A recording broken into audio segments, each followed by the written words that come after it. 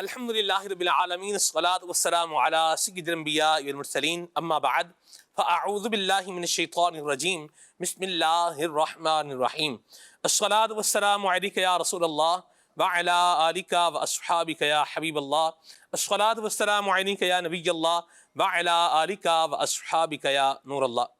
نبی پاک صلی اللہ تعالی علیہ وآلہ وسلم نے ارشاد فرمایا زینوا مجالسکم بالصلاۃ علیہ فَإِنَّ صَلَاتَكُمْ عَلَيَّ نُورٌ لَكُمْ يَوْمَ الْقِيَامَةِ او کما قال صلی اللہ علیہ وسلم۔ ارشاد فرمایا کہ تم اپنی مجلسوں کو مجھ پر درود پاک پڑھ کر آراستہ کر لو، سجا لو، کہ بے شک تمہارا مجھ پر درود پاک پڑھنا کل بروز قیامت تمہارے لیے نور ہوگا۔ صلو علی الحبیب صلی اللہ تعالی علی محمد صلی اللہ علیہ وسلم صلاۃ و سلاما علیک یا سیدی یا رسول اللہ۔ سبحان اللہ۔ حاجیوں کے بن رہے ہیں قافلے پھر یا نبی، پھر نظر میں پھر گئے حج کے مناظر یا نبی، جانے والے کر رہے ہیں حج کی اب تیاریاں۔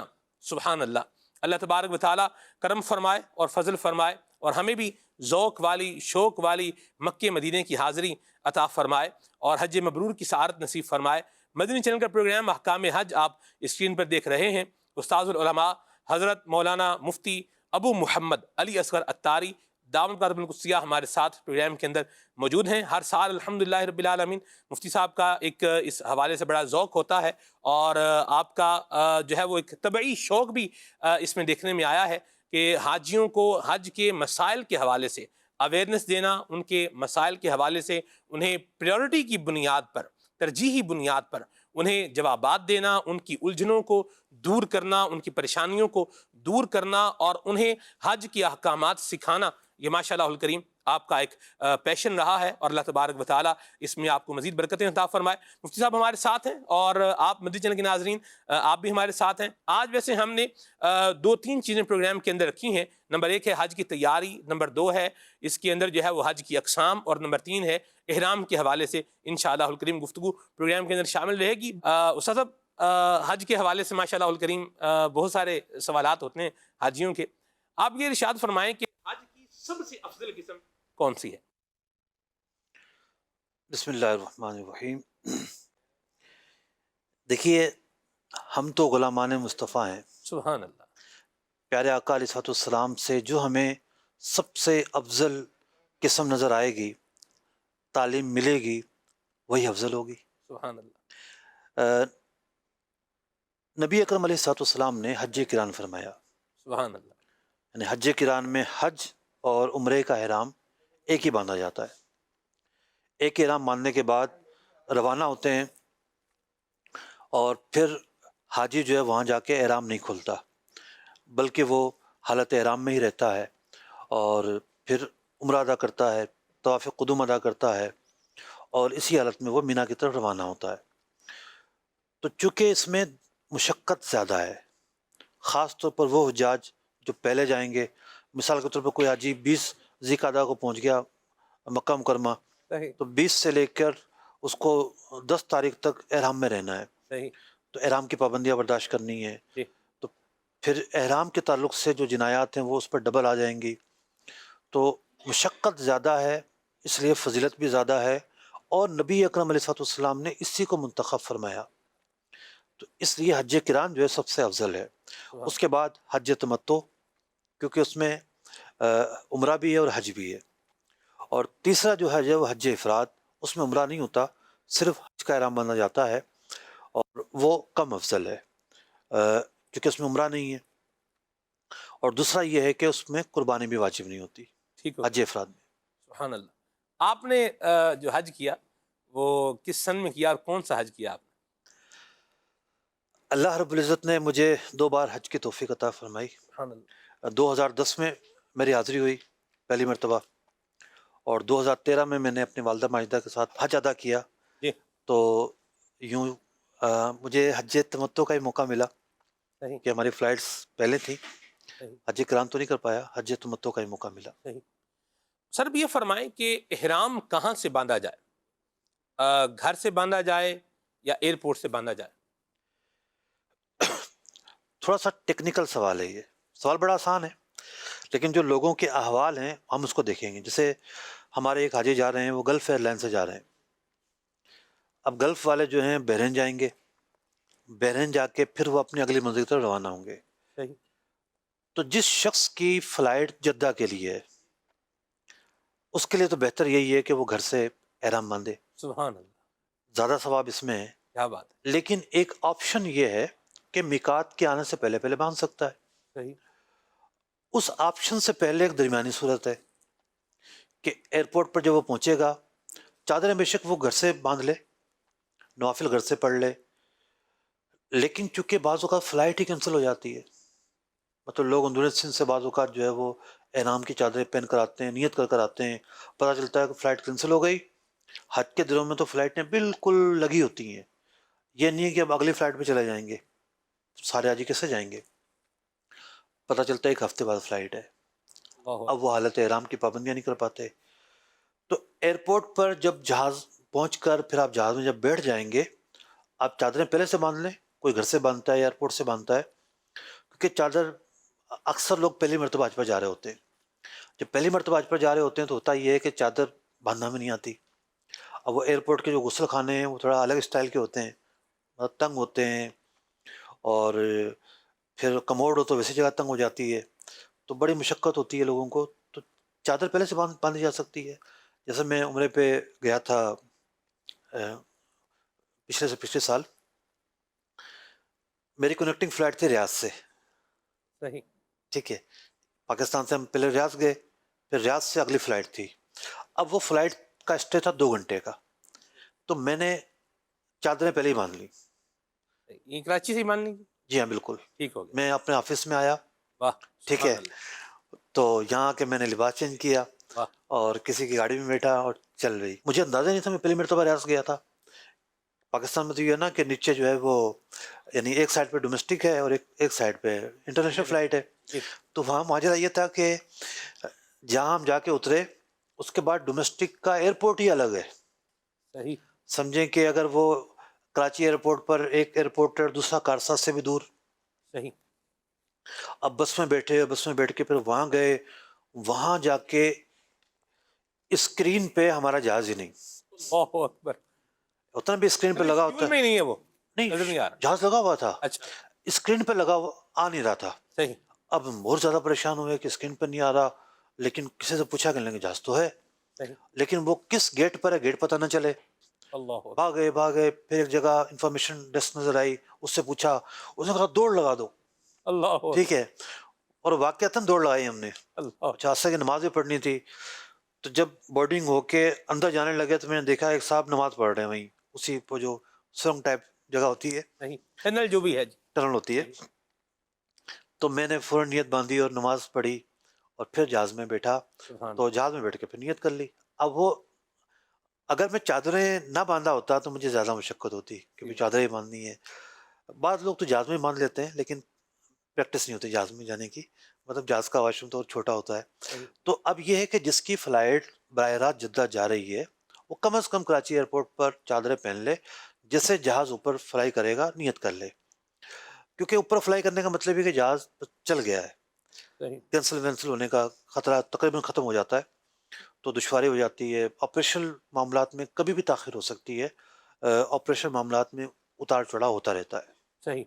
سر اب یہ فرمائیں کہ کیا جب احرام کی چادریں ایک دفعہ پہن لی، نیت احرام کی کر لی، تو اب کیا وہ چادریں چینج کی جا سکتی ہیں یا نہیں چینج کی جا سکتی؟ دیکھیے ابھی تک تو ہم یہاں پر تھے نا کہ چادر کہاں سے باندھنی ہے. جی. ہم نے چادر اور نیت کا فرق کیا تھا جی. کہ چادر پہننا نیت نہیں ہے. صحیح. چادر پہننا نیت کے تقاضوں میں سے ایک تقاضا ہے. صحیح. جیسے ہم نماز جب پڑھتے ہیں تو تکبیر تحریمہ کہتے ہیں. جی. تکبیر تحریمہ کا مطلب ہے کہ دنیا حرام ہو چکی ہے، دنیاوی امور، دنیاوی مشاغل حرام ہو گئے، صحیح. دنیا بائے بائے. اب نہ بولنا ہے، نہ بات چیت کرنی ہے، نہ یہاں وہاں دیکھنا ہے. اب ایک عبادت کا دائرہ شروع ہو گیا ہے. تو احرام جو ہے کیفیت کا نام ہے. بہت ساری حلال چیزیں ہوتی ہیں جو حالت احرام میں آنے کی وجہ سے حرام ہو جاتی ہیں. خوشبو حلال ہے، حرام ہو گئی. بہت ساری چیزیں، صلہ و لباس حلال ہے، حالت احرام میں حرام ہو گیا. تو احرام شروع ہوتا ہے نیت اور تلبیہ کہنے سے. صحیح. صرف نیت سے بھی شروع نہیں ہوتا. ٹھیک. نیت کہیں گے، تلبیہ کہیں گے، تلبیہ کا قائم مقام لفظ کہیں گے. جب نیت کہہ لی، تلبیہ کہہ لیا تو حالت احرام شروع ہو گئی. اب حالت احرام کی شرائط ہیں، اس میں سے ایک شرط یہ ہے کہ بغیر سلا ہوا لباس مرد نے پہننا ہے، عورتیں اپنا آپ لباس پہنیں گی. اس کا مطلب یہ نہیں ہے کہ چادر کس نے اتار دی تو احرام ختم ہو جائے گا. احرام کھل گیا، جیسے لفظ بولتے ہیں نا، جی، احرام کھل گیا. تو چادر احرام کا ایسا جز نہیں ہے کہ اتارے تو احرام ختم ہو جائے گا. صحیح. بلکہ بعض اوقات تو ایسی کیفیت ہو جاتی ہے، مثال کے طور پر کسی کنیکٹنگ فلائٹ تھی، دبئی سے اس کو جہاز بدلنا تھا، اور چادریں جو ہے نا اس نے لگیج میں ڈال دی، کیری میں رکھنا بھول گیا. اب جہاز نے جدہ پہ اترنا ہے، ایئرپورٹ پہ کوئی چادر بھی نہیں مل رہی اس کو. اس کے لیے یہی حکم ہے کہ میقات آنے سے پہلے نیت کر لے اسی کیفیت میں، اگرچہ کسی نے لباس پہنا ہوا ہے، اس لباس پہنے ہوئے کی جنایت ادا کرے اور توبہ کرے، صحیح. لیکن بغیر نیت کے میقات کراس نہیں کرے گا. جیسے ہی ایئرپورٹ پہ اترے گا، اسے اپنی چادر مل جائے گی اور چادر لے کے فوراً پہن لے. اور چونکہ ایک قلیل مقدار ہوئی ہے، قلیل سے مراد یہ ہے کہ وہ جو مقدار جس پر دم آنا ہے وہ نہیں ہوا، عام طور پر اتنا وقت نہیں ہوتا، تو صدقہ دے دے اور توبہ کر لے گا. عبدالحاد بھائی ہمارے ساتھ بیٹھے ہوئے ہیں، اور آج کے پروگرام کے اندر اسپیشلی یہ، کیونکہ آج پہلا پروگرام ہے ہمارا، جی. احرام کا طریقہ بھی بیان کریں گے، کچھ ٹیکنیکل معاملات بھی بیان کریں گے. عبداللہ بھائی، یہ جو روڈ ٹو مکہ شروع ہوا ہے، تو اس میں وہاں کوئی چیکنگ ویکنگ نہیں ہے، وہاں کوئی اسکیننگ نہیں ہے، بس حاجی اترے گا اور بعد چلا جائے گا؟ روڈ ٹو مکہ جو پروجیکٹ ہے اس میں الحمدللہ عز وجل ایک اچھا خوشائن بات یہ ہے کہ چنار ٹرمینل یہاں جو کراچی ہے اور اسلام آباد ہے، دو مقامات سے یہ یہاں لاہور کا بھی سن رہے تھے، لاہور نہیں ہوا نہیں ابھی؟ پاکستان میں دو مقامات ٹھیک پر ہے، ہے. ٹھیک ہے. تو یہاں جو فلائٹیں جا رہی ہیں، پہلے وہ یہاں داخل ہوتے ہیں، ان کا امیگریشن پاکستان امیگریشن سے کراس کرتے ہیں، پھر اس کے بعد کچھ دیر کے بعد جیسے فلائٹ سے تقریباً 1 یا 1.5 گھنٹے پہلے یہ سعودی امیگریشن پہ چلے جاتے ہیں. یہیں پہ کاؤنٹر بنے ہوئے، بہت خوبصورت بنایا ہے انہوں نے، اور وہیں کاؤنٹر پہ جا کر ان کا یہیں امیگریشن ہو جاتا ہے، اور امیگریشن کے بعد پھر اب وہ ویٹنگ میں جاتے ہیں. اب وہاں جب جدہ ایئرپورٹ اترتے ہیں تو انہیں کوئی امیگریشن کراس نہیں کرنا ہوتا، ڈائریکٹلی وہ باہر آتے ہیں، گاڑی کھڑی ہوتی صرف ہے. سامان اٹھائیں گے اپنا؟ سامان بھی نہیں اٹھائیں گے، اچھا، لگیج بھی نہیں اٹھائیں گے. اچھا. وہ لگیج بھی ڈائریکٹ، ابھی جو گورنمنٹ کے حاجی گئے ہیں ڈائریکٹ لگیج ان کی بلڈنگ میں مل رہا ہے ان کو، یعنی احرام جو نکالنا تھا وہ نہیں نکال سکیں گے؟ وہ نہیں نکال سکیں گے. اچھا، بالکل ایسے ہی ہے. لیکن یہ ہے کہ وہاں ایئرپورٹ پہ احرام موجود ہوتے ہیں؟ ایئرپورٹ پہ احرام موجود ہوتے ہیں یہاں پر کراچی میں بھی، اور اس کے علاوہ نہیں، جو آپ نے مشورہ دیا مکہ میں تو میں جدہ میں تو دیکھا ہے احرام ہوتے ہیں وہاں پر. وہ خریدنا پڑے گا جی، وہ تو ہمیں تو خریدنا پڑے گا. لیکن جدہ جانے سے پہلے احرام باندھنا ہے نا، میقات سے پہلے. بات یہ ہو رہی ہے، غلطی ہو گئی جی جی کسی جی کی، گلف ایئر لائن تھی یا دبئی، وہ پہنچا ہے اور وہ لگیج میں رہ گیا، تو اب ہم یہ بات کرتے ہیں کہ جدہ وہ اترے گا تو اپنے سامان سے نکال لے. آپ نے ایک نئی بات بتائی ہے کہ جدہ میں بھی سامان اس کو نہیں ملے گا، اس کے ہوٹل میں ملے گا جا کر. آپ یہ گائیڈ کیجئے کہ جتنے بھی حاجی ہیں نا، وہ اگر بالفرض کسی بھی فلائٹ سے جا رہے ہیں، احرام باندھ نہیں رہے، تو احرام پہلی فرصت میں ہینڈ کیری میں ڈال دیں. اپنے ساتھ جو سامان رکھنا ہے تھوڑا ہینڈ سا کیری میں ڈال دیں، اس میں وہ ڈال وہ دیں. ساتھ رہے گی جی ان کی. جی جی، بہت بالکل. بہت اچھا مشورہ ہے، کیونکہ کنیکٹنگ فلائٹ، اچھا غلطی ہو جاتی ہے، پاسپورٹ بھول جاتے ہیں لوگ، بہت ساری چیزیں ہو جاتی ہیں، لیکن جہاں ڈاکومنٹ کی اہمیت ہے وہاں احرام کی بھی اہمیت ہے. اس حوالے سے خاص خیال کرنا ہے، اور بڑی اچھی سہولت ہے. اللہ پاک جزائے خیر عطا فرمائے جن جن لوگوں نے اس کام میں حصہ ملایا ہے. سلمان بھائی، 12 گھنٹے لگ جاتے تھے جدہ ایئرپورٹ پہ، 12، مجھے اچھی طرح یاد ہے اپنا، 6 یا 7 گھنٹے تو مجھے بھی لگے ہوں گے، اللہ اکبر. کہ وہاں چونکہ دنیا بھر کی فلائٹیں وہاں اتری ہیں، امیگریشن کتنوں کو ڈیل کرے گا، ذرا بات اس کے لیے سسٹم، کمپیوٹر، یہ سب چیزیں رکھنا تھوڑی ہوتی ہے. تو اب وہ ٹیم یہیں آ کے بیٹھ گئی ہے، حاجی نے انگوٹھے شنگوٹھے جو بھی لگانے ہیں، اپنی پکچر دینی ہے، وہ یہیں سے ہو گئی، پھر کلیئر ہی کلیئر ہے. جاؤ جناب، آپ نے نعت بھی نہیں پڑھوائی آج. واہ جی واہ، کلام ہوگا، شامل ہوگا انشاءاللہ. جی طرف یہ فرمائیں کہ احرام کے دوران اگر کسی کو گرمی لگے تو کیا وہ نہا سکتا ہے؟ دیکھیے، حالت احرام کی جو پابندیاں ہیں اس میں سے ایک پابندی یہ ہے کہ میل نہیں چھڑا سکتے، لیکن نہایا جا سکتا ہے. پانی ڈال لے اپنے اوپر، مسلے گا نہیں، میل نہیں چھڑائے گا، صابن نہیں لگائے گا. تو میل چھڑائے بغیر نہانا ممکن ہے، ہماری عادت نہیں ہوتی، ہم صابن، شیمپو، بہت ساری چیزیں ہوتی ہیں.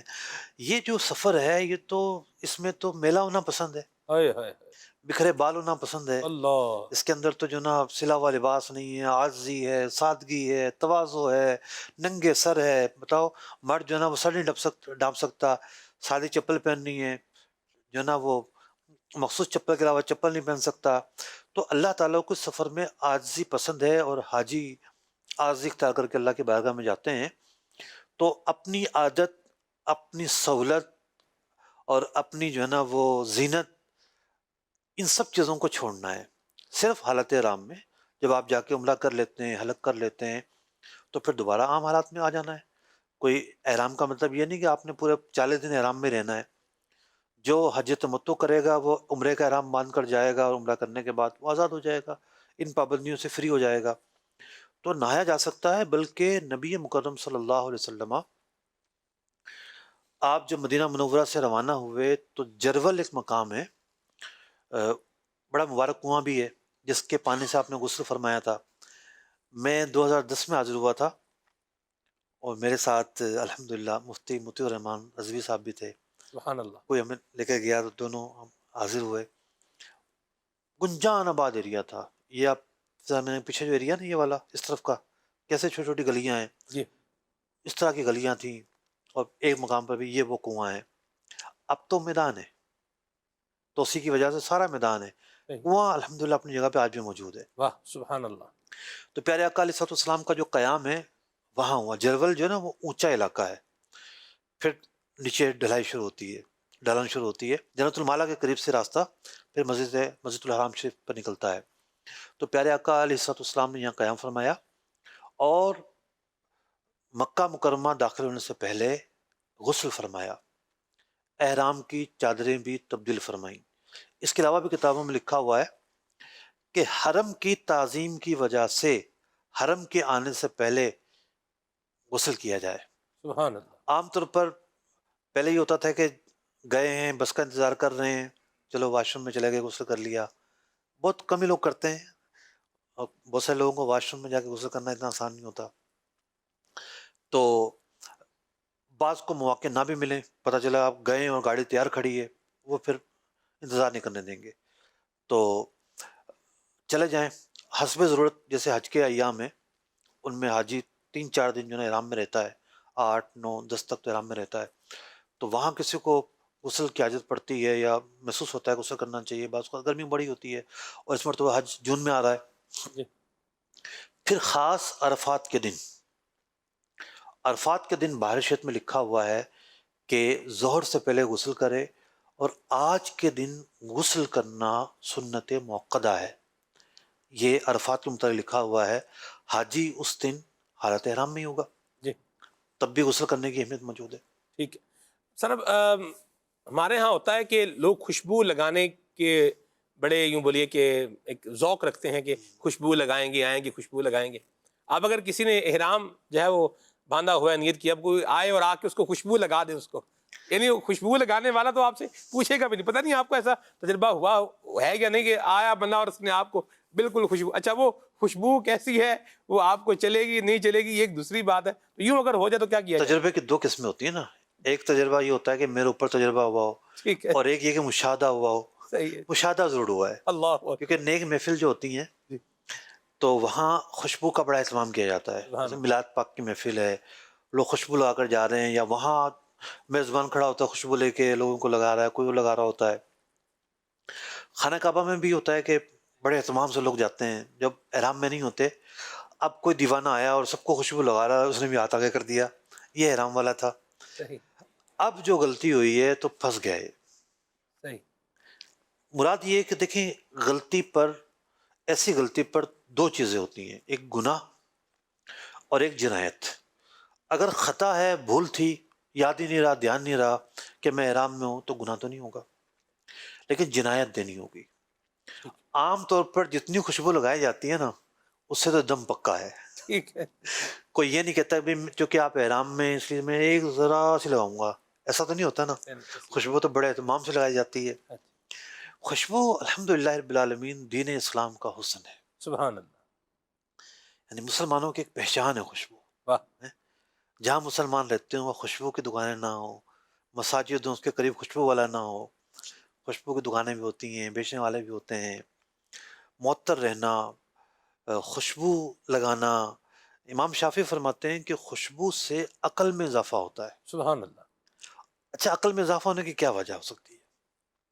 میں اس کی ایک عقلی وجہ بیان کروں۔ سبحان اللہ. آپ سفر میں نکلے ہوئے ہیں، ایک گاڑی کے بعد دوسری گاڑی، اور ایسی حالت میں کوئی مسئلہ پوچھ لے، بڑی دقت ہوتی ہے، کیونکہ اس وقت عقل نا ذرا پریشان ہوتی ہے، انسان جب تھکا ہوتا ہے تو تراوٹ نہیں ہوتی۔ ایسا ہی۔ خوشبو اصل میں روح کو تازہ کرتی ہے، ہاں واہ، اور روح کی جو تازگی ہے جی وہ انسان کے اندر بہت سارے چیزوں کا اضافہ کرتی ہے، فرد کا اضافہ کرتی ہے، ہیں؟ خوشبو جب لگی ہو، معطر معطر ماحول ہو، تو ایک فرد کا احساس ہوتا ہے، تازگی کا احساس ہوتا ہے۔ تو اس کی ایک عقلی حکمت بھی ہے، کوئی بعید نہیں ہے کہ کسی بزرگ نے فرمایا ہو تو یہ اہمی بات ہے، ایک حکمت پر آمیز بات ہے۔ بندہ جو نا کئی ایسے آفیسز ہوتے ہیں وہاں تازہ پھولوں کا اہتمام ہوتا ہے کہ روزانہ وہاں کے تازہ پھول رکھے جاتے ہیں۔ ظاہر بات ایک نیچرل جو چیز ہے اس کی فرد کا، خوشبو کا ایک الگ عالم ہوتا ہے۔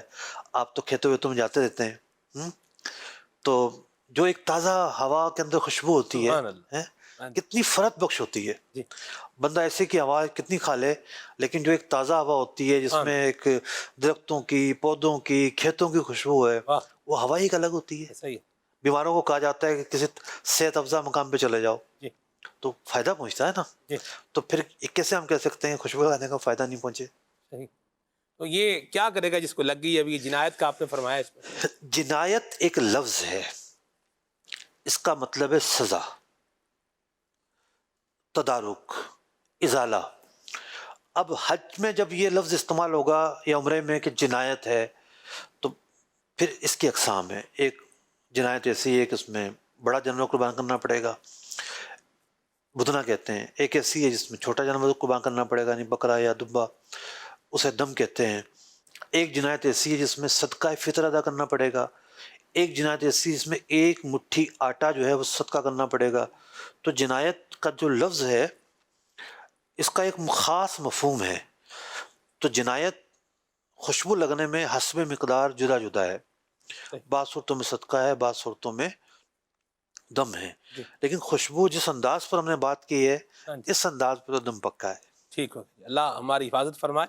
تو یہ خیال رکھنا چاہیے، حاجی کو بھی چاہیے کہ وہ بھی تھوڑا محتاط رہے، اور خوشبو لگانے والا بھی اس کو بھی چاہیے کہ وہ ان چیزوں کا دھیان رکھے کہ کس کو خوشبو لگانی ہے، کس کو نہیں لگانی۔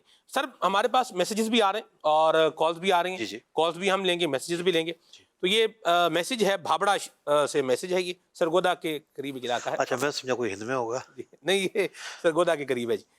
انہوں نے کہا ہے کہ لکھ رہے ہیں یہاں کہ خامند چاہتا ہے کہ اس کی عورت فرض حج ادا کرنے کے لیے محرم کے ساتھ جائے، مگر عورت خامند کی خواہش کے برعکس گروپ کے ساتھ حج پر جانے کا سلسلہ کر رہی ہے یا رکھتی ہے، کیا یہ درست ہے؟ دیکھیے، عورت کو بغیر محرم کے شرعی سفر کرنا یہ جائز نہیں ہے، عام حالات میں جائز نہیں ہے۔ اور حج و عمرے کا جو سفر ہوگا تو ظاہر بات ہے وہاں تو حرم میں ایک گناہ جو ہے وہ 1,00,000 گناہ کے برابر ہے۔ اوہ، اللہ تعالیٰ کی نافرمانی اختیار کر کے، معصیت اختیار کر کے جانا، علماء نے تو یہاں تک لکھا ہوا ہے، ورنہ یہ مسائل کیوں لکھتے کہ عورت جو ہے اس کو محرم دستیاب نہیں ہے تو وہ انتظار کرے گی، نہیں جائے گی۔ بے شک فرض ہو چکا ہو حج، ایک ہوتا ہے فرض ہونا اور ایک ہوتا ہے ادائیگی کا فرض ہونا۔ صحیح، تو حج تو فرض ہے، ادائیگی واجب نہیں، اس پر انتظار کرے گی یہاں تک کہ بڑھاپے میں پہنچ جاتی ہے، کوئی بھی ساتھ جانے والا نہیں ہے، توقع بھی نہیں ہے، پھر کسی اور کو حج بدل کے لیے بھیجے گی، پھر بھی خود نہیں جائے گی۔ اکیلے کیسے جائے گی؟ صحیح، شریعت کا حکم ہے۔ ٹھیک ہو گیا جی، صحیح۔ سر اب یہاں ایک اور سوال ہے، ان کا کہنا ہے کہ حج کرنے اچھا، کے لیے، یہاں میں ایک تھوڑی سی غلط فہمی جو لوگوں میں ہو سکتی ہے، جی پاکستان میں کوئی ایسا قانون ہے کہ کوئی عورت اگر دوپٹہ نہیں پہنیں گی تو سزا ہو جائے گی؟ نہیں ہے نا۔ ایک عورت وہ برقع پہنتی ہے، ایک عورت وہ جو نہیں پہنتی، صحیح، ایک عورت جو دوپٹہ لیتی ہے، ایک عورت جو دوپٹہ نہیں لیتی، قانون نہیں روکتا۔ صحیح، تو اس کا کیا مطلب ہوگا کہ دوپٹہ پہننا چھوڑ دیا جائے؟ مطلب 1-2 سالوں سے ایسا ہوا ہے کہ ایک قانونی پابندی تھی کہ بھی عورت پہلے نہیں جا سکتی تھی محرم کے بغیر، اب وہ قانونی پابندی ختم ہو گئی ہے کہ بھئی اب ویزا جاری ہو جاتا ہے، پہلے ویزا ہی جاری نہیں ہوتا تھا، صحیح، اب وہ پابندی ختم ہو گئی ہے۔ وہ ایک قانونی پابندی کا ختم ہونا اپنی جگہ پر ہے، لیکن فقہ حنفی بڑا واضح ہے کہ عورت کو بغیر محرم کے سری مسافت کا جو سفر ہے وہ اختیار کرنا جائز نہیں ہے. تو شریعت کی جو پابندیاں ہیں وہ تو موجود ہیں, اسی کو مد نظر رکھا جائے گا نا, اور اسی پر عمل کیا جائے گا. ٹھیک ہو گیا. یہ کہہ رہے ہیں میسج میں کہ سوال یہ ہے کہ حج کے لیے پہلے عمرہ کرنا ضروری ہے یا حج کے بعد عمرہ کرنا ضروری ہے یا صرف حج ہی کرنا ضروری ہے؟ ہمارا پروگرام یہی سکھانے کے لیے ہے. ہم جو ہر سال لے کر آتے ہیں اس لیے لے کر آتے ہیں کہ حاجی عام طور پر عمر میں ایک دفعہ حج کرتا ہے اور کسی کو اس نے حج کرتے ہوئے دیکھا ہی نہیں ہے. ٹھیک ہے, میں پہلی مرتبہ عمرے کے لیے جا رہا تھا, اتنا پریشان, پڑھا, یہ کیا وہ کیا, طواف کر کے صحیح کی طرف گیا, سمجھ نہ آئے صفا یہ ہے یا صفا وہ ہے. اللہ ٹھیک ہے, صحیح. ایک دوسرے پوچھوں صفا کہاں ہے, وہ ہے نا رستہ تیری گلی کا, پوچھا تیری گلی میں, آئے ہائے. وہاں پہنچ کے پوچھ رہا ہوں. تو پھر ایک سے پوچھا, دو سے پوچھا, اطمینان نہیں ہو رہا. ٹھیک ہے, پھر ایک نے بڑی یقین اور اذعان سے کہا ہاں یہی ہے صفا. پھر میں نے پوچھا ابتدا کہاں سے ہوتی ہے, میں کہا لفظ نہ سمجھ پا رہا ہو, کہتے یہاں سے ابتدا ہوتی ہے. پھر وہاں جا کے ابتدا کی. تو جو بھی نیا جا رہا ہوتا ہے ظاہر بات ہے بہت جغرافیہ نیا ہے, جگہ نہیں ہے, رش ازدحام تھکاوٹ چیزوں کو جو ہے نا وہ گھما کر رکھ دیتا ہے بندوں کو. اب تو رش اور بھی زیادہ بڑھ گیا ہے. تو نمازیں ہم پڑھتے ہیں تو نمازیں پڑھتے ہوئے دن رات دیکھتے ہیں. ٹھیک ہے, بچپن سے دیکھتے ہیں, بچے چھوٹے چھوٹے نماز پڑھنا شروع کر دیتے ہیں. تو حج چونکہ کیا نہیں ہوتا کبھی, تو اس کے حوالے سے بنیادی باتوں کا معلوم نہ ہونا کوئی بعید نہیں ہے. لیکن پھر بھی حج کی تربیت کا بہت زیادہ اہتمام کیا جاتا ہے. ہماری جو مجلس حج و عمرہ ہے الحمدللہ پاکستان بھر کے جو حاجی کیمپس ہے وہاں پر جا کر تربیت کرتی ہے. پرائیویٹ جو کاروان جا رہے ہوتے ہیں ان کے تحت تربیت کرتی ہے, مساجد میں تربیت کا اہتمام کرتی ہے, اور مدنی چینل پر ہم ایک پروگرام بھی لے کر آتے ہیں. تو عام طور پر پاکستان سے جانے والے, اب میں سوال کا جواب دے رہا ہوں, جی. عام طور پر پاکستان سے جانے والے حج تمتع کرتے ہیں. اس میں پہلے جب جاتے ہیں تو عمرے کا احرام پہنتے ہیں, عمرے کی نیت کرتے ہیں, حج کی نیت نہیں کرنی. اگر تمتع کر رہے ہیں تو عمرے کی نیت کرنی ہے, وہاں جا کے عمرہ کرنا ہے. عمرہ 4 چیزوں کا نام ہے, یعنی ضروری 4 چیزیں ہیں. عمرے کی نیت کا پایا جانا, یعنی عمرے کا احرام کا پایا جانا, نیت سے مراد نیت ماتلبیہ. دوسری چیز ہے طواف کا پایا جانا, کم از کم 4 تک کا طواف ہو. طواف 7 چکروں کا نام ہے. صحیح کا پایا جانا, 7 چکر کی صحیح ہوتی ہے. 3 چیزیں ہو گئی. چوتھی چیز ہے حلق یا تقصیر کا کرنا مرد کے لیے, عورتیں صرف تقصیر کریں گی. تو جب حلق یا تقصیر ہو گیا اب احرام کھول دیں گے اور احرام کی پابندیاں ختم ہو گئی. اب آپ آزاد ہیں, مکہ مکرمہ میں رہتے ہیں, آپ مدینہ منورہ میں رہتے ہیں. پھر آپ نے اگر آپ مکہ میں ہی ہیں تو 7 تاریخ کو حج کا احرام باندھنا ہے. 7 تاریخ کو گاڑیاں آ جاتی ہیں, ویسے تو 8 تاریخ کو باندھتے ہیں. تو پھر آپ نے دوسرا احرام باندھنا ہے. اس دوران اگر آپ عمرہ کرنا چاہتے ہیں تو مسجد عائشہ جا کر عمرہ بھی کر سکتے ہیں, اور وہی عمرے کا طریقہ ہوگا. آپ نے احرام پہننا ہے, نیت تلبیہ کہنی ہے, اور وہی جو عمرے کے 4 ارکان ہیں کم از کم ادا کرنے ہیں. کچھ چیزیں اس میں مسنون ہیں, تو رفیق الحرمین ہے, اس کے اندر پورا طریقہ موجود ہے کہ عمرہ جو ہے اس کے اندر کیا دعائیں ہیں, کیا سنتیں ہیں, اور کیا اسٹیپس ہیں. کالز بھی لیں. جی کال. مفتی صاحب سے میرا سوال یہ ہے, جس پر حج فرض ہو ان کو لوگ مشورہ دیتے ہیں فلاں بیوہ غریب کی بچی بیٹھی ہے, آپ اس کی شادی کروا دیں تو آپ کو بھی فرض ادا ہو جائے گا, ان کا بھی فرض ادا ہو جائے گا, آپ کو بھی ثواب ملے گا, اللہ پھر زندگی دے گا, پھر آپ حج کر لینا. اس طرح کے مشوروں پر عمل کرنا, مشورہ دینا کیسا؟ اور احرام جو ہے یہ سفید ہی کلر کا پہننا حج کے لیے ضروری ہے یا کسی اور کلر کا بھی احرام باندھ کر حج کر سکتے ہیں؟ شرعی رہنمائی فرما دیجئے. دیکھیے جو فرض حج ہے اللہ تعالیٰ کی فرما برداری کا نام ہے. تو اللہ تعالیٰ کی جو فرما برداری ہے اس سے تو نہیں روکا جا سکتا. اللہ کا حکم ہے, قرآن پاک کے واضح احکام ہیں. جس پر حج فرض ہے وہ حج کے لیے جائے گا. ہاں اگر کوئی نفلی حج کے لیے جا رہا ہے اس کو بھی آپ روڈ پہ روک کے بولو گے تم حج پر جا رہے ہو, بیوہ کی شادی کرا دو یا بیوہ کی مدد کر دو, تو بعض صورتوں میں کیا ہوتا ہے کہ معاملہ استحباب کا ہوتا ہے، متعین بھی نہیں ہوا ہوتا کہ کسی کو زڑ پہنچ رہا ہے، کچھ نہ کچھ گھر چل رہا ہوتا ہے. تو یوں اگر کسی کو آپ نیکی کی دعوت بھی دینا چاہتے ہیں، ترغیب بھی دینا چاہتے ہیں، تو ترغیب بھی ایک ترغیب کے ماحول سے دی جائے گی. ترغیب دینے کے جو تقاضے ہیں ان کو مد نظر رکھتے ہوئے دی جائے گی. یہ نہیں ہے کہ ایک آدمی کو آپ نے ذلیل کر دیا یا اس کے جو بنیادی اختیارات ہیں وہ آپ سلب کرنے کی کوشش کریں. جس پر حج فرض ہے وہ تو حج فرض کرے گا اور اس کو کوئی بھی نہیں روک سکتا. حج اس کو فرض ادا کرنا ہی کرنا ہے. نفلی حج ہے، وہاں یہ ترغیب موجود ہے کہ غربا ہیں، فقراء ہیں، ان کا بھی خیال رکھے. بعض لوگ ایسے ہوتے ہیں حج بھی کر رہے ہوتے ہیں، خیال بھی رکھ رہے ہوتے ہیں. سلمان بھائی، جی میں ایک شادی میں گیا ایک مرتبہ، جی ایک بہت بڑے سیٹ کے بچے کی شادی تھی. جی انہوں نے کہا کہ ہم نے اپنے کئی تقاریب جو ہیں وہ نہیں رکھی، اور ان تقاریب کی جگہ ہم نے سادات کی مدد کا اہتمام کیا ہے، واہ اور ان سادات بچیوں کے رشتوں کا جو ہم انتظام کر رہے ہیں، اور کافی بڑی تعداد میں. واہ بعد میں جو مجھے پتا چلا کہیں سے سبحان کہ اللہ کافی بڑی تعداد میں انہوں نے اس موقع پر مدد کی، سادات واہ بچیوں واہ کے ان واہ کے رشتے کروائے. سبحان اللہ تو اب کوئی وہ جو حال تھا، مطلب وہاں کوئی 1000-2000 بندہ تو موجود تھا، کھانا بھی مناسب تھا، لیکن بعض اوقات کئی فنکشنز ہوتے ہیں. جی تو اب کوئی کہے کہ تم یہ کیا کر رہے ہو بھائی، ٹھیک ہے. حالانکہ ایک آدمی کئی طریقے سے معاملات کر رہا ہوتا ہے. میں نے دیکھا ہے بہت سارے سیٹ لوگ ہیں، انہوں نے اپنی فیکٹریوں میں کھانے کا اہتمام کیا ہوتا ہے، جی اپنی جیب سے وہ کھانا کھلا رہے ہوتے ہیں ملازمین کو. عید بقرعید پہ جو نا وہ ان کی خیر خواہی کر رہے ہوتے ہیں. سبحان اللہ تو بہت ساری چیزیں ایسی ہوتی ہیں جس کو لوگ پسند کرتے ہیں ہم چھپا کر کریں.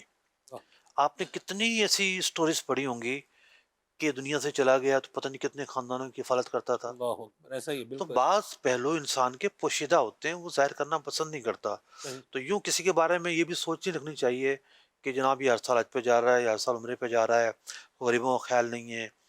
اگر کوئی اسے آزادی ہے، دیکھیں اتار چڑھاؤ تو اللہ کا بنایا ہوا نظام ہے نا. جی کسی کو اللہ نے غریب بنایا ہے، کسی کو امیر بنایا ہے، اللہ کا بنایا ہوا نظام ہے.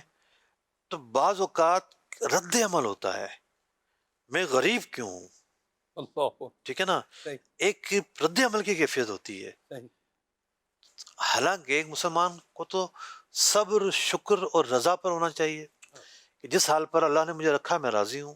کوشش منع نہیں ہے، کوشش کرے، صحیح کرے، جائز مقاصد کے لیے. تو لیکن انگلی اٹھانا جو نا ہر موقع پر جائز نہیں ہوتا. ٹھیک ہو جاؤ اس انگلی اٹھانے کا ایک دائرہ ہے، صحیح اخلاق و آداب ہے، اسلوب ہے. نبوی اسلوب ہمیں بہت ساری چیزیں سکھاتا ہے. صحیح تو نبوی اسلوب ہی ہمارا آئیڈیل ہے، اور اگر ہم اس سے ہٹتے ہیں تو پھر ہم تجاوز کرنے والے کہلائیں گے.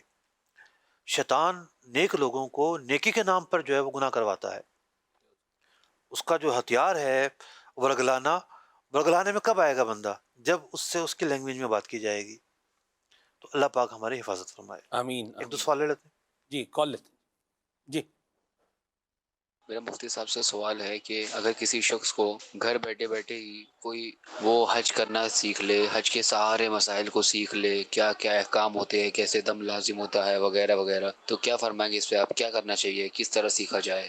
جواب ارشاد فرمائیں. جزاک اللہ خیرہ. آمین. دیکھیے تعلیم ہمیشہ استاد کی محتاج ہوتی ہے. ہوں. حج کا چیپٹر ذرا مشکل ہے، آپ پڑھیں گے دم، ٹھیک ہے، تو دم میں کے تو سناؤں آپ کو ایک، جی جی وہ ایک بندے سے کہا بھائی یہاں پر دم لازم ہو گیا. اس نے کہا اچھا بتاؤ کیا پڑھ کے دم کرنا ہے؟ یہ بھی ایک ہے. تو لفظ دم جو ہے نا ہمارے عرف میں اس کے کئی معنی ہوتے ہیں. صحیح تو اصطلاحات جو ہوتی ہیں، تو اصطلاحات کا معنی کیا ہے؟ تو گنجلک جو چیزیں ہوتی ہیں، ذرا نئی نئی جو چیزیں ہوتی ہیں، بغیر استاد کے سمجھنا قدرے مشکل ہوتا ہے. لیکن مثال کے طور پر آپ امیر سنت تربیت فرماتے ہیں ہر سال، وہ دیکھ رہے ہیں. مدنی چینل پہ لائیو ایک پروگرام ہوتا ہے، اس میں بھی ایک تربیت ہوتی ہے، وہ دیکھ رہے ہیں. اقامی حج کے پروگرام سیریز میں ہوتے ہیں ہر سال، آپ نے دیکھا. بہت ساری چیزیں بندہ سمجھ بھی لیتا ہے. پھر کوئی کتاب مطالعے میں رکھی، امام مسجد کے پاس چلے گئے، اگر وہ عالم ہیں ان سے کچھ پوچھ لیا. تو یوں کوشش کرنی پڑتی ہے، افراد سے پھر بھی رابطہ کرنا پڑے گا، تو سیکھا تو جا سکتا ہے. بہت ساری چیزیں ایسی ہیں انسان سیکھ ہی رہا ہوتا ہے. سر اب آپ کے پاس بھی کتاب رکھی ہوئی ہے؟ جی میرے پاس کتاب رکھی ہوئی ہے. سبحان اللہ, دکھائیں بھی ذرا, قریب سے دکھائیں. کیا بات ہے, یہ کیا کیوں رکھی ہوئی ہے, ذرا بتائیں. یہ میں اس لیے لایا تھا کوئی مسئلہ بھول جاؤں تو دیکھ لوں. اللہ, ٹھیک ہے, حج کے ظاہر سال بعد موسم آتا ہے تو بہت سارے مسائل ذہن سے جو نا ماؤ ہو جاتے ہیں. تو آج بھی پہلا پروگرام ہے تو تھوڑا ذرا آسانی سے آ گیا, اگلے پروگرام میں تھوڑا زیادہ مطالعہ کرنا ہوگا. اللہ برکت دے آپ. تو عام طور پر ہوتا یہ ہے کہ جو حج کی کتابیں لکھی جاتی ہیں, جی, آپ کسی کو بھی سکھاتے ہیں نا تو 5 کلاسیں ایک ساتھ نہیں پڑھا دیتے, صحیح اسٹیپ بائی اسٹیپ پڑھاتے ہیں نا. صحیح ہے. تو پہلا مرحلہ یہ ہوتا ہے کہ بھئی جا کے کرنا کیا ہے. ہاں جی, یہاں جائیں گے یوں ہوگا, حرم آئے گا, آرام کریں, عمرے کے لیے جائیں, یہ گیٹ, یہاں سے داخل ہونا سنت, پھر یہ طریقہ. تو پہلے فلو کی جو کتابیں ہوتی ہیں جسے گائیڈ بک کہا جاتا ہے, ایک ایک قدم پہ جو رہنمائی کرتی ہیں, بندے کے ہاتھ میں ہوتی ہے کتاب, بڑی ضروری ہوتی ہیں. وہ یہ سکھاتی ہیں کیا کرنا ہے, جو سمجھایا تھا وہ نہیں کیا, جی یا کوئی ایک چیز نہیں کی, جی, وہ یہ کتاب بتائے گی. صحیح. خاص طور پہ جو واجبات ہیں, کیا کیا ہے اور اب آگے کیا کرنا ہے, کیا جو کرنا تھا, جو پڑھایا تھا کتابوں نے, وہ نہیں کیا, وہ اگر نہیں کیا اب کیا کرنا ہے. تو پھر یہ کتاب بتائے گی. واہ واہ واہ, اگر 27 واجبات ترک ہو جائیں, یہ ایک پارٹ ہے. حج کے 2 پارٹ ہوتے ہیں. صحیح.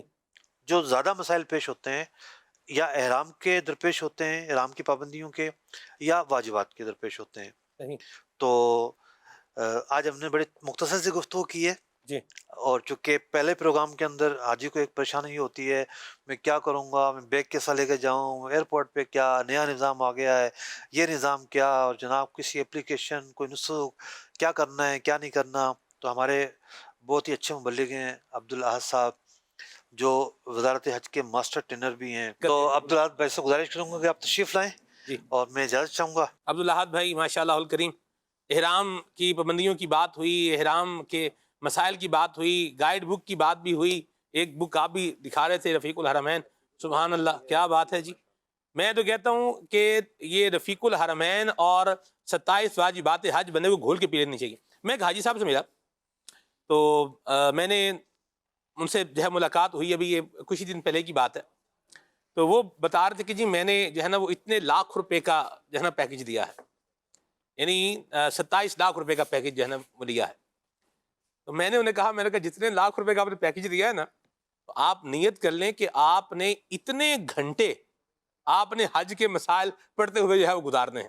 بعض اوقات مدنی کے ناظرین یہ ہوتا ہے کہ حاجی جو ہے وہ پیکج تو جو ہے وہ ایکسپینسو پیکج لے لیتا ہے, لیکن حج کے احکام سیکھے ہی نہیں, واجبات کا پتہ نہیں ہے, فرائض کا تو عموماً پتہ ہوتا ہے, وقوف عرفہ کو لوگ سمجھتے ہیں کہ یہ فرض ہے اور واقعی حج کا رکن اعظم ہے, طواف زیارہ ہے, اس کا بھی جو ہے معلوم ہی ہوتا ہے, احرام کی نیت بھی کرنی ہے یہ بھی پتہ ہی ہوتا ہے. تو یہ ایک معروف سی باتیں ہیں, اس کا پتہ ہی ہوتا ہے. لیکن حج کے واجبات کے بارے میں میں ایک جگہ پر حج تربیتی اجتماع میں اپنے عبدالاحد بھائی آپ کے ساتھ جدول بنتا رہا, مجھے یاد آ رہا ہے ماشاءاللہ, اللہ برکت دے آپ کو. تو وہاں جو ہے مجھے کسی نے کہا جی آپ تفصیلی بیان فرما دیں, یعنی وہ جب میں نے کہا بھی آپ کو حج کے واجبات یاد ہیں, تو وہاں پھر کسی ایک حاجی نے کہا کہ آپ تفصیلی اس کا بیان کر دیں. تو ایک ہی مجلس میں تفصیلی بیان, تو یہ پاسبلٹی بھی نہیں ہے اس کی, کیا کہیں گے آپ.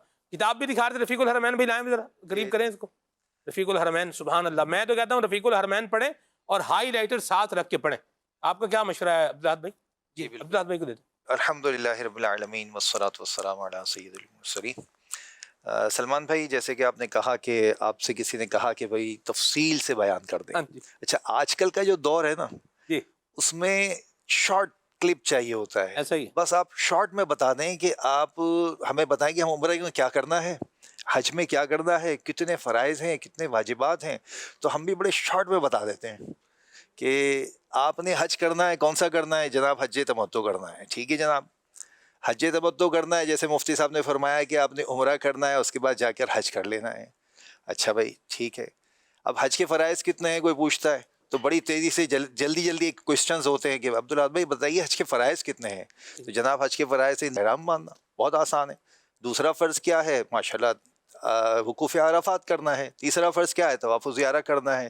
اچھا اب جیسے آپ نے واجبات کا پوچھا تو مجھے اچانک کلک ہوا. تو ہمارے یہاں جو الحمدللہ گورنمنٹ حج پیکیج میں جو لوگ جاتے ہیں ان کی جو ہم تربیت کرتے ہیں وہاں ہم ایک چھوٹی سی سلائڈس دکھاتے ہیں. بیسکلی جو واجبات دیے جاتے ہیں وہ 6، لیکن مفتی صاحب کی جو کتاب ابھی دکھائی گئی آپ کو اس میں 27 واجبات ہیں. یعنی جو 6 بیسک واجبات ہیں اس کے ذیلی واجبات اور بہت سارے ہیں. تو الحمدللہ حج کے بھی پھر یوں سمجھے جو فرض ادا کرنا ہے وقوف عرفہ ہے اس کے بھی کچھ واجبات ادا کرنے ہیں. تو الحمدللہ اس طرح یوں سمجھیں کہ ایک حج کا پورا مختصر سا طریقہ جو ہے وہ بیان کیا جاتا ہے. انشاءاللہ اگلے سیشن میں مفتی صاحب حج کے حوالے سے بھی کلام کریں گے انشاءاللہ. یا مرحبا. احرام کیسے باندھا جائے گا؟ احرام کا پریکٹیکل بتائیں گے آپ کو انشاءاللہ. احرام دیکھیں چلے لے لیتے ہیں ہاتھ میں. جی صلو علی الحبیب صلی اللہ تعالی علی محمد صلی اللہ علیہ وسلم. حاجی فیصل آگے آجائیں. احرام کی چادریں دیتے پہلے. اللہ اکبر، کیا مبارک لباس ہے یہ احرام، سبحان اللہ. احرام جو ہے اس کی مختلف یوں سمجھے نوعیت ہوتی ہے. آپ اپنے سائز کا احرام لیں گے. بہت سے لوگ کیا کرتے ہیں سلمان بھائی، وہ احرام یا تو کہیں سے گفٹ آتا ہے جی یا وہ احرام دکان سے خریدتے ہیں اور ایز اٹ از پلاسٹک میں رکھا ہوتا ہے. جی اب پتہ چلا جناب آج رات کی فلائٹ ہے تو وہ شام کو جناب احرام لے کر آئیے. اب وہ دیکھا تو پتہ چلا وہ سائز ہی چھوٹا ہے، صحیح، اپنے سائز کا ہی نہیں ہے. جسامت زیادہ ہے تو وہ پورا بندھا بھی نہیں جا رہا. اچھا پھر نکال کے باندھنے کی پریکٹس نہیں کی تو اب وہ بندھ بھی نہیں رہا، بار بار گرتا جا رہا ہے. تو مشورہ ہم یہی دیں گے کہ جب بھی آپ احرام باندھیں اور احرام خریدیں تو پہلے احرام کا سائز لے لیں. آپ کے سینے سے لے کر آپ کے قدم تک سائز ہونا چاہیے، جس طرح یہ دیکھیں میں دکھا رہا ہوں آپ کو. ٹھیک ہے، سینے سے قدم تک احرام کا سائز ہوگا. پھر اس کے بعد اس احرام کی چادر اپنے نوعیت کے مطابق لے لیں. لٹھے کی باریک چادر لیں گے تو وہ پسینے میں جسم سے چپک جائے گی اور پھر جسم کی رنگت ظاہر ہوگی، اس کے الگ احکام ہوں گے. تولیے کی باریک لے لیجئے. مثال کے طور پر آپ نے ایک احرام کی چادر لے لی، تہبند باندھنا شروع کر دی. وقت شارٹ ہے اس لیے میں جلدی لے کے چلوں گا انشاءاللہ. تو یہ جیسے سیدھے ہاتھ کی طرف والا سرا 2 انگل اضافی رکھ لیا ہم نے، اور اس دونوں سروں کو ملا کر ہم نے اپنے دل کی جانب یعنی الٹے ہاتھ کی جانب کر لیا اس کو. اب یہ بھی ذہن میں رکھیں کہ احرام میں نے کہا سینے تک، لیکن سینے اندر نہیں جاتا، آپ نے اس کو نیچے کر لینا ہے پیٹ کی طرف. اب جب پیٹ پہ کر لیا تو پیٹ آپ نے اندر کر لیا. غور سے دیکھیے گا، چند سیکنڈ کا کام ہے لیکن ہوتا بڑا مشکل. جو نہیں جانتا اور وہ پھر اس کو بار بار کبھی یہاں سے پکڑتا ہے کبھی وہاں سے پکڑتا ہے اور گرتا رہتا ہے. یہ میں نے کھینچ کے پکڑ لیا، سیدھے ہاتھ سے یوں سپورٹ دیا، اس طرف لے کر آ گئے. ہاتھ ہٹا دیا میں نے، درمیان سے پھر فولڈ کر لیا. اب اس انداز سے آپ اس کو 1 2 3 مرتبہ یوں فولڈ کر لیں گے. ہوگا یہ کہ آپ کے ٹخنوں سے اونچا ہو گیا. اب یہ احرام الحمدللہ بن گیا. یوں دیکھیں، پاؤں کھول بھی لیں، چل بھی لیں، اٹھ بیٹھ بھی لیں تو انشاءاللہ عز و جل بے پردگی نہیں ہوگی. اس احرام کو ہولڈنگ کے لیے نہیں بلکہ اپنے سامان کی حفاظت کے لیے اس کے اوپر بیلٹ باندھا جاتا ہے، اور یہ بیلٹ مختلف انداز کے مارکیٹ میں ملتے ہیں. میں مشورہ دیتا ہوں کہ کلپ والا بیلٹ لیں گے تو آسانی یہ ہوگی کہ آپ نے اس طرح سے اس بیلٹ کو کلپ کر لیا اور یہ سامنے کی جانب لے لیا. اب اس طرح سے اس میں اپنا جو یوں سمجھے رقم رکھ سکتے ہیں اور جو کارڈ وغیرہ ہیں وہ رکھ لیں، اور خاص طور جس کے بغیر آج کل یوں سمجھے گزارا نہیں ہوتا وہ موبائل اس کے اندر رکھ لیں تو آپ کو بڑی آسانی ہو جائے گی. اوپر کی چادر وہ بھی دیکھ لیجئے.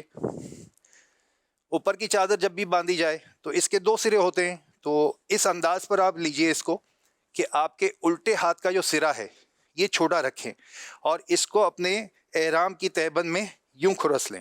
ٹھیک ہے، اب اس کے بعد آپ نے سیدھے ہاتھ پر جو سرا تھا اس کو لوٹ کر یوں اپنے الٹے کاندھے پر ڈال دیا. دیکھیں یہ بھی بن گیا الحمدللہ. لیکن اس میں 2 چیزیں ممکن ہیں. جب آپ جھکیں گے یا سجدہ رکوع کریں گے تو ایسی صورت میں چادر بار بار گرتی رہے گی، تو اس کو آپ دوبارہ لوٹ کر اپنے سیدھے کاندھے پر اس انداز سے لے لیں. اب اس طرح کرنے سے سلمان بھائی یہ ہو گیا کہ الحمدللہ عز و جل آپ کا یہ چادر جو ہے بار بار گرے گی نہیں اور پھر آپ کے لیے آسانی بھی ہو جائے گی. تو یہ احرام کی چادر باندھ لیا آپ نے. تو یہ ایک انداز تھا احرام کی چادر باندھنے کا. 3 کام کرنے ہوتے ہیں نارملی احرام کی حالت میں.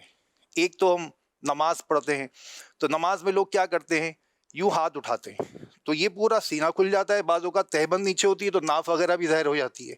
तो इसके लिए हमें जो शेख तरीक़त अमीर सुन्नत मौलाना मोहम्मद इलियास काज़ी दामत बरकातहू आलिया ने बड़ा प्यारा हमारी तरबियत फरमाई कि अपने हाथों को साइड से ले लें और इस तरह से अल्लाह अकबर करके हाथ बांध लेंगे तो ये बेपर्दगी भी इंशाअल्लाह नहीं होगी।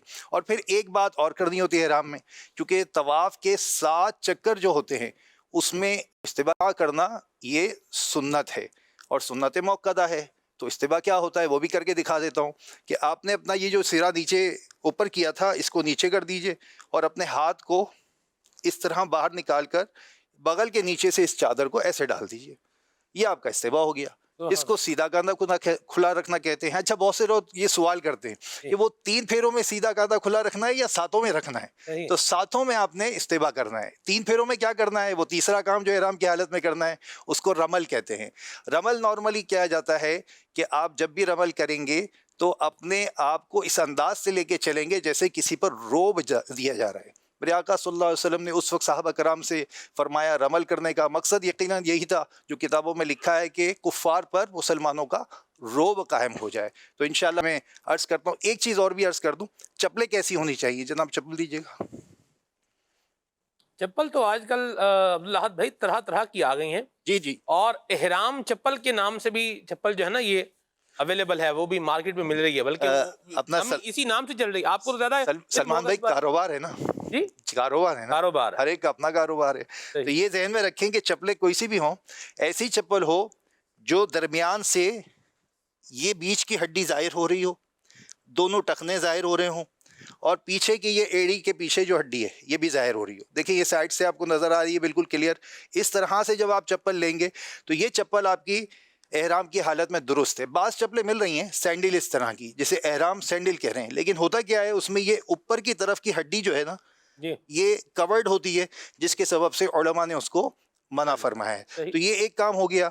एक चीज़ मैं अर्ज़ कर रहा था कि रमल कैसे करना है, तो हल्का सा मैं आपको बता देता हूँ। इंशाल्लाह वो तो आप जब वहाँ जाएंगे तो वह कैफियत और होगी। यहाँ पर मिसाल के तौर पर आपने इस्तिलाम किया, हजर अस्वद का इस्तिलाम करना, बिस्मिल्लाह वल्हम्दुलिल्लाह वल्लाहु अकबर वस्सलातु वस्सलामु अला रसूलिल्लाह। अब आप यूं घूम गए, अब आप नहीं आई, वो सा लिया ना आपने, जैसे वो होता है वो आवाज। देखिए ये जो है ना करके जो आवाज़ आती है, हाँ जी, वहाँ आप हरम में होंगे और मस्जिद में इस तरह की आवाज़ें निकालनी नहीं है। और वैसे भी जो है ना इस तरह की आवाज़ें निकालना दुरुस्त नहीं है। ठीक हो, ठीक, एक तो ये हो गया। अब जैसे आपने इस्तिलाम किया, थोड़ा सा सरके और सरकने के बाद फिर आप यूं घूम गए। अब आप जब चलेंगे तो इसे रमल कहेंगे। पहले 3 चक्करों में आपने रमल करना है। मुठ्ठियाँ बांध लीजिए, छोटे छोटे कदम लेकर और तेज तेज चल रही हूँ आलीशान अंदाज से। ठीक है, कदमों को फोकस करेंगे कैमरा मैन तो लोगों की समझ में ज़्यादा आ जाएगा। ठीक है, सीना चौड़ा कर करके ये देखें। जी, ठीक है, सीना भी चौड़ा हो रहा है, कदम भी छोटे छोटे लेकर आप चल रहे हैं, तेज तेज चलेंगे इंशाअल्लाह अज़्ज़ वजल। तो यूं आपका ये रमल कहलाता है। और जब जैसे ही एक चक्कर पूरा होने के बाद अब आपने फिर इस्तिलाम करना है। जब भी इस्तिलाम करना है तो ऐसा नहीं कि यूं करके इस्तिलाम करना है, बल्कि हजर अस्वद की तरफ रुख करना है और फिर इस्तिलाम करना है। और इस्तिलाम करने के बाद फिर इस अंदाज से अपना तवाफ़ का अगला चक्कर शुरू करना है। 3 फेरों में आपने रमल कर लिया, चौथे फेरे में फिर आप उसी तरह नॉर्मल हालत में चलते हुए जब आपके 7 फेरे पूरे हो गए, 8वां इस्तिलाम कर लिया, फ़ौरन अपना कांधा यूं करके आपने ढांप लेना है। तो यूं अल्हम्दुलिल्लाह तवाफ़ मुकम्मल हो गया। आप तो कांधा ढांपने का कह रहे हैं, यहाँ तो लोग आपने बल्कि देखा होगा एयरपोर्ट पे कि वो तो घर से ही कांधा खोल के जो है वो आते हैं। जनाब हज में मैंने देखा, अरफात के मैदान में, सही में देखा है, सफ़ा मरवा के दरमियान लोग कांधा खुला रखते हैं। इवन के ऐसा भी होता है कि बहुत से लोग पता नहीं क्या इसको समझते हैं, नमाज पढ़ रहे होते हैं तो भी कांधा खुला होता है। तो ये ज़रा देखना होगा इंशाल्लाह। ऐसा नहीं करना, ऐसा नहीं करना, बिल्कुल ऐसा नहीं करना। ठीक हो गया जी। अल्लाह हमारे हाल पे रहमत फरमाए। और तरीके की बड़ी अहमियत है, याद रखिए इस्लाम के अंदर तरीके की बड़ी अहमियत है। अहल्लल्लाहुल बैअ व हर्रमर रिबा। आप तिजारत का और सूद का अगर आप आगे चल के उसका एंड देखें ना तो उसमें प्रॉफिट ही है। तिजारत में भी प्रॉफिट है, सूद में भी क्या है, प्रॉफिट है। लेकिन कुरान ने कहा अहल्लल्लाहुल बैअ व हर्रमर रिबा, अल्लाह ने तिजारत को हलाल किया है, सूद को हराम किया है। तिजारत का तरीका जो है وہ کیا ہے، وہ حلال ہے، اور سود کا طریقہ جو ہے وہ کیا ہے، حرام ہے. سود حرام ہے، تجارت حلال ہے. طریقے کی بڑی اہمیت ہے، لہٰذا جو طریقہ بتایا جا رہا ہے اس کو فالو کرنا. بیگ کے بارے میں بتائیں گے اور کچھ نظامی امور بھی بتائیں گے. جی میں عرض کرتا ہوں، یہ دیجیے. وہ اپلیکیشن بھی ہے کوئی، اس کے بارے میں بھی کچھ بتائیں گے؟ وہ بہت تفصیل ہے لیکن میں عرض کرتا ہوں مختصر میں. دیکھیں یہ جو بیگ دکھایا جا رہا ہے یہ وہ بیگ ہے جس کو اسکول بیگ کہتے ہیں. اور نارملی یہ بیگ کیوں دکھا رہا ہوں میں کہ جب آپ جائیں گے نا عرفات کے لیے جی. اور مزدلفہ منا کے لیے، جی. تو جب آپ حج کی تیاری کریں گے تو یہ بیگ بڑا کام آئے گا. اس وقت اس بیگ میں آپ نے ایک چھوٹی چٹائی لگانی ہے، چٹائی ڈالنی ہے اس میں، ایک عدد احرام کی چادر ایکسٹرا وہ بھی اس میں ڈال دینی ہے، کچھ نمکو، کچھ ڈرائی فروٹ. اور خاص طور پہ وہ لوگ جو شوگر پیشنٹ ہیں یا یوں سمجھیں کہ جنہیں بلڈ پریشر کی بیماری ہے، وہ اپنی ٹیبلیٹس کو اس کے اندر کچھ ٹیبلیٹس کو لازمی رکھ لیں تاکہ سفر میں ان کے لیے بڑی آسانی ہو. پھر بعض لوگ انسولین وغیرہ بھی لگاتے ہیں، استعمال کرتے ہیں، تو وہ انسولین کا جو ہے وہ جو ان کا آئس باکس ہوتا ہے اس کو بھی اپنے ساتھ لے کر جائیں. یہ آپ کے انتظامی معاملات ہیں. یہ بھی یاد رکھیں کہ ایک آدھ جوڑی چپل کی وہ بھی ایکسٹرا آپ کے پاس ہونی چاہیے، چپل کی تھیلی بھی آپ کے ساتھ ہونی چاہیے تاکہ آپ کے وہاں جو معاملات ہیں. اور پھر جب آپ مینا کے لیے جا رہے ہیں تو ایک عدد سوٹ جو لباس ہے آپ کا، چونکہ آپ جب حلق کرائیں گے حج کے، جب قربانی ہو جائے گی، قربانی ہونے کے بعد اب جب آپ حلق کرائیں گے تو اس وقت آپ نے اپنا لباس پہننا ہوگا. تو وہ لباس بھی آپ کے پاس ایک عدد اس کے اندر موجود ہو تاکہ آپ جیسے ہی حلق کرائیں اور اپنا لباس زیبتن کر لیں، پھر جا کر اپنا انشاءاللہ طواف الزیارہ کریں گے. اچھا ٹرالی بیگ کے بارے میں لوگ پوچھتے ہیں، یہ بھی بتا دیجئے. ٹرالی بیگ مختلف انداز کے ہوتے ہیں اور جیسا کہ ہمارے یہاں یہ سجیسٹ کیا جاتا ہے کہ 4 ویل والا جو یہ نظر آ رہا ہے آپ کو، ٹھیک ہے، تاکہ اس کو چلانا اور پھر ایسا ٹرالی بیگ ہو.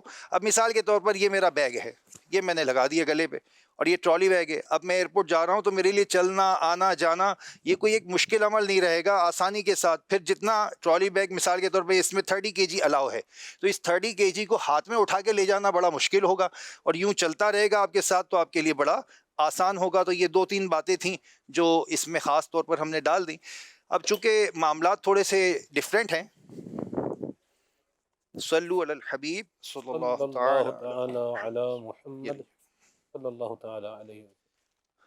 اچھا سلمان بھائی، اس میں معاملات یہ ہیں کہ مختلف مینجمنٹس کے معاملات بھی یہاں پر کارگر ہوتے ہیں نا. اب جیسے میں نے کہا روڈ ٹو مکہ پروجیکٹ ہے تو آپ نے اپنی جو چیزیں ہیں، دیکھیں بہت تفصیلی بیان ہوتا ہے اس کا اور وہ آپ کو انشاءاللہ عز و جل جیسے کہ ہمارے اجتماعات ہوتے ہیں، حج تربیتی اجتماعات، پھر الحمدللہ عز و جل ایک پوری پیاری اپلیکیشن ہے دعوت اسلامی کی حج و عمرہ اپلیکیشن. سبحان اللہ. وہ میں آپ کو اسکرین پہ تھوڑا سا کلوز کریں بھیا، اس کو دکھا دیں تاکہ ہمارے عازمین حج جو ہے نا اس کو دیکھ لیں انشاءاللہ عز و جل. یہ وہ اپلیکیشن ہے جس میں آپ کو ویڈیوز کے ذریعے بھی اور آپ نے کیا عمل کیسے کرنا ہے، کس وقت کیا دعا پڑھنی ہے، حج ہے اور عمرہ ہے، الحمدللہ اس کی پوری ڈیٹیل الحمدللہ اس میں موجود ہے. یہ اس وقت اردو میں نظر آ رہی ہے، یہی چیز انگلش میں بھی اس کے اندر موجود ہے. تو آپ اپنے حساب سے لینگویج سلیکٹ کر سکتے ہیں اور اس کو انگلش میں بھی دیکھ سکتے ہیں. تو ایک تو یہ اپلیکیشن ڈاؤن لوڈ کرنی ہے.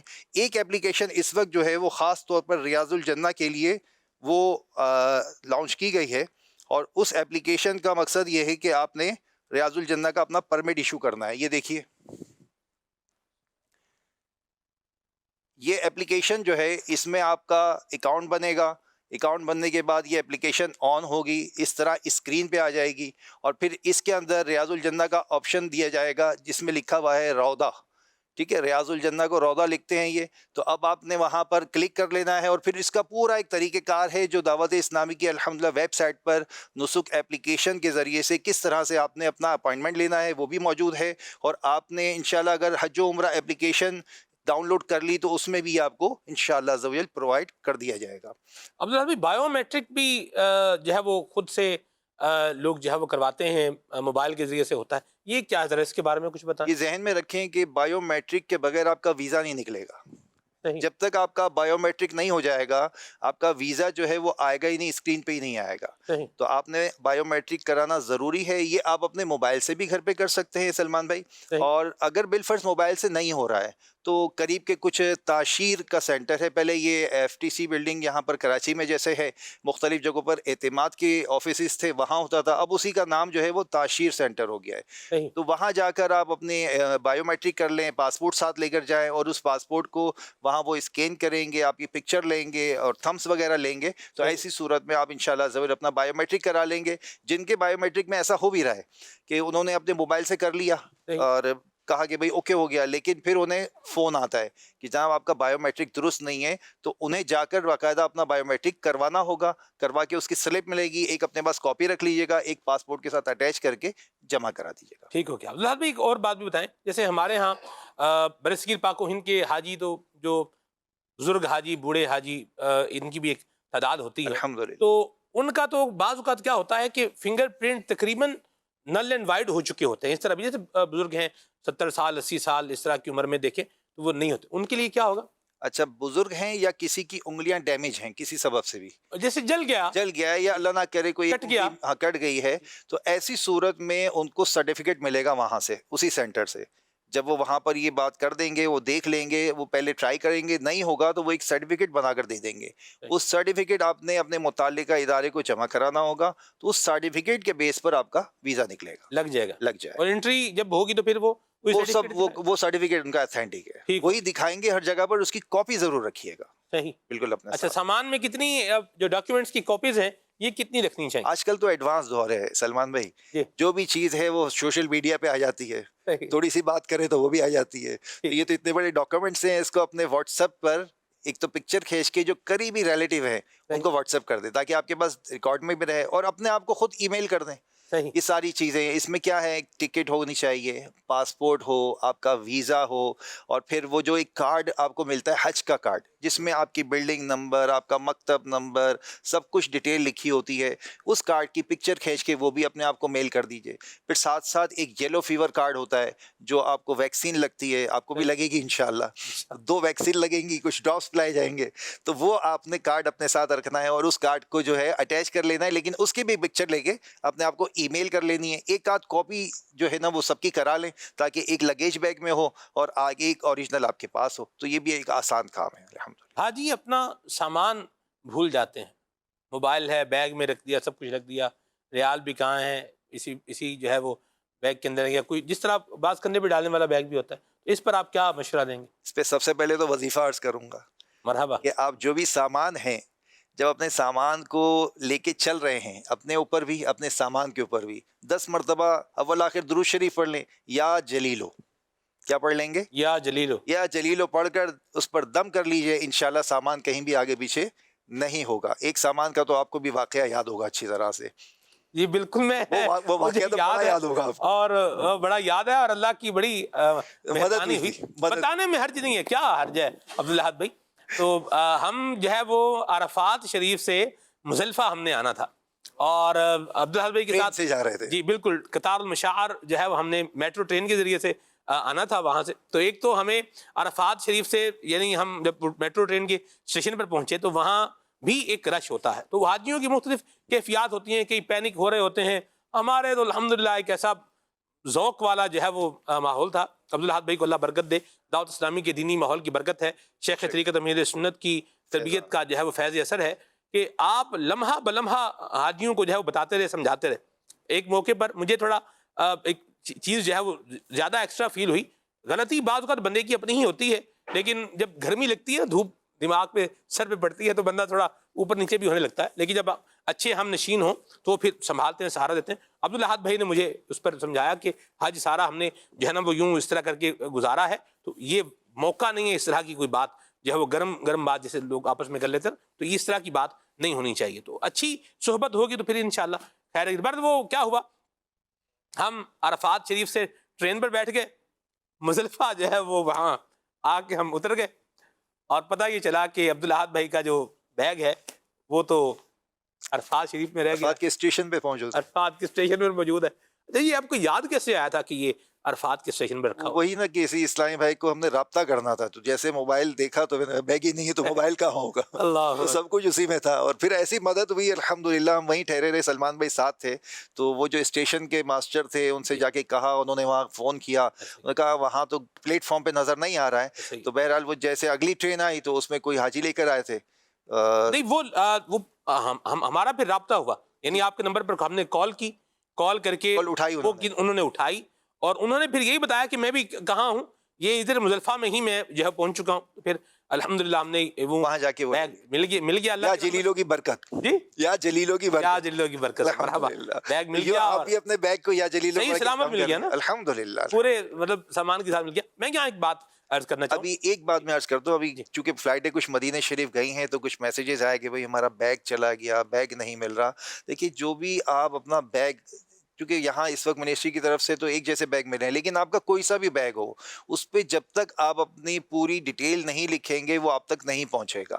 اپنا واٹس اپ نمبر اس پہ لکھ دیں، اپنا پاسپورٹ نمبر اس پہ لکھ دیں، اپنا وطن لکھ دیں کہ کس وطن سے آپ آئے ہیں، کیونکہ دنیا بھر سے حاجی آ رہے ہیں، سب کے بیگ مکس ہو جاتے ہیں، بعض اوقات ایک جیسے بیگ ہوتے ہیں تو وہ مشکل ہو جاتی ہے. تو جب آپ کا سب کچھ لکھا ہوگا فوراً ٹریس ہو جائے گا اور وہ آ جائے گا. اور پھر ایک خاص بات، جو کارڈ ملا ہے نا آپ کو، جس میں آپ کا بلڈنگ نمبر، مکتب نمبر سب کچھ لکھا ہوا ہے، اس کارڈ کی فوٹو کاپی کرا لیں اور وہ اپنے بیگ پر پیسٹ کر دیں، یا بعض بیگوں میں جیب بنی ہوتی ہے اس میں ڈال دیں، تاکہ وہ آپ کا انشاءاللہ کہیں بھی مس نہیں ہوگا. کیا بات، مرحبا. وہ جو بات میں کہنا چاہ رہا تھا، اس واقعے سے سیکھنے کی بات ہے کہ بعض اوقات حاجی جو ہے نا وہ تھوڑا سیلفش سا ہونے لگتا ہے. ارے ٹھیک ہے بھائی، بیگ گم گیا ڈھونڈ لے گا بھائی. تو یہ نہیں ہونا چاہیے. مجھے یاد ہے عبدالحاد بھائی نے جب جا رہے تھے ٹائم ان کو رخصت کیا، اور مجھے بھی کہا کہ آپ بھی جائیں. میں نے کہا نہیں، میں نہیں جاؤں گا، میں آپ کے جو ہے وہ ساتھ رہوں گا.